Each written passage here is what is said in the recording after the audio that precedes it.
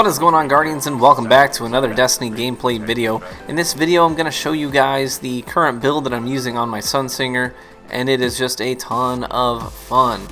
Now I'm not using Firebolts, I'm not using Viking Funeral, instead I'm running a double sticky grenade setup, and some people say that's worse. I don't think so. I think they both are obnoxious to play against, but they don't suck. Here's the whole tree. In threes I use self-res, or in trials I use self-res, but outside of trials I'm using radiant skin instead. Here is the intellect, discipline, strength build. So I'm going 4-4-3. So 4 in intellect, 4 in discipline, 3 in strength.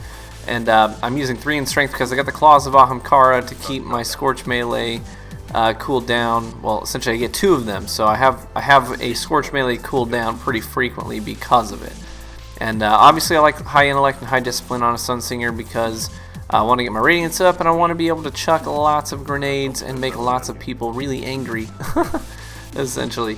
Now here is the special weapon that I'm using in this build. This is my Ashraven's Flight. Now I'll show you my roll that I got on this. I happen to love it. I was skeptical at first, but now I'm in love with this Ashraven's roll. Here it is. It came with Icarus, so I'm getting more accuracy in the air. Hand-laid stock, look at that stability on this thing, almost max stability, and hipfire.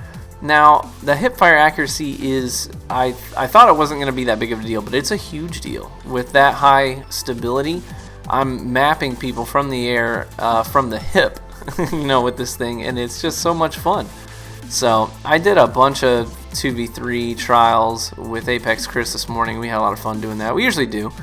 We don't really take it seriously enough to try and push for the 9 wins. Obviously if we get there, that's fun, and we've done it before, but we honestly just go in with loadouts that are fun. He's using Queenbreaker's bow, and we do it just to, you know, basically we do it just because it's a ton of fun. It's high intensity, and you get a lot of great clips from it too. But look at this, from the air, from the hip, look at that accuracy with this thing. And that's going to be a repeated theme throughout this video that you're going to see. A lot of times I'm not going to ADS with this thing. Look at this, all 3 of these kills are from the hip, and then one more, as if those weren't enough. Look at this, it's just insane. I love it. It makes me want to be a better man. That's how good it is.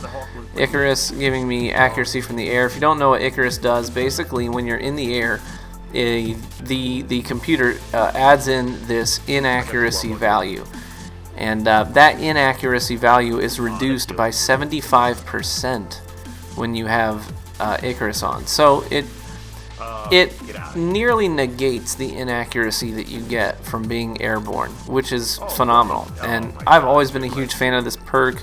It used to just reduce that inaccuracy value by 2/3, but with April update they actually buffed it so that it reduces it by 3/4, which is, I mean, that's enormous. So I'm a huge fan of the perk Icarus, and I think that anytime you get a weapon with an Icarus roll, it's worth at least trying out, but it really does depend pretty heavily on your playstyle. For me, I spend a lot of time in the air. I use my vertical space quite a bit, so that really plays well into my playstyle.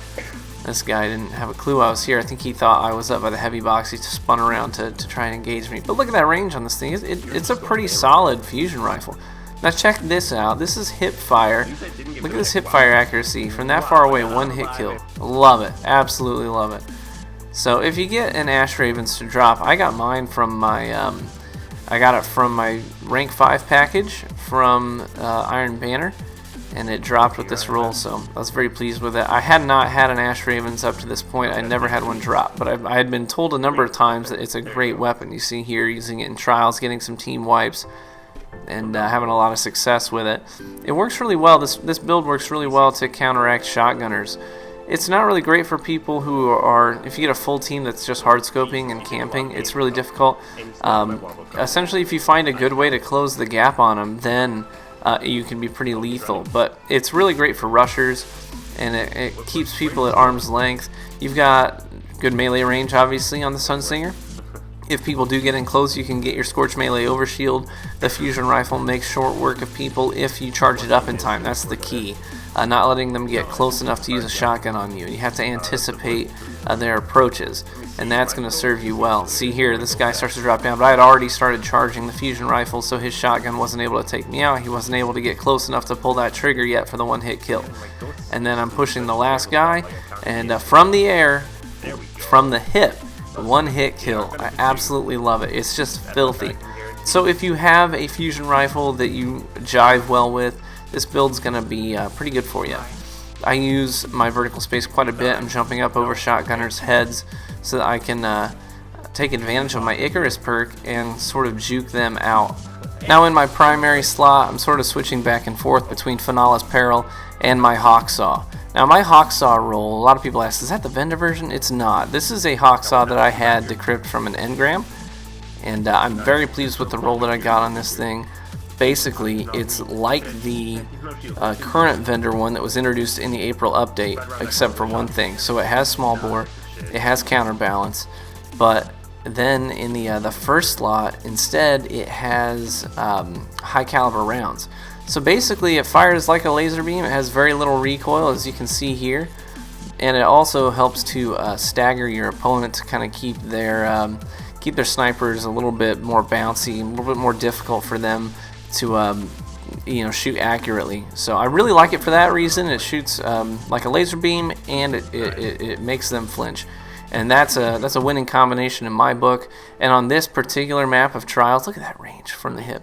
In this particular map for Trials, I find that to be really helpful. But oftentimes in 6s, I'm going to be running my Finale's Peril. It's just such a consistent killing machine, and I'm going to try and close gaps quickly.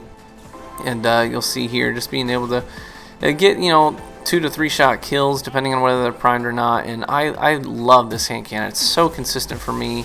I'm very pleased with my roll on this. It's got basically 3 out of 4, and I've talked about that roll a number of times. It's got rifled barrel, it's got life support, and it's got sure shot IS. So hopefully this build is helpful, and maybe you can try something out similar with the weapons that you have, guys. And I will catch you in the Crucible.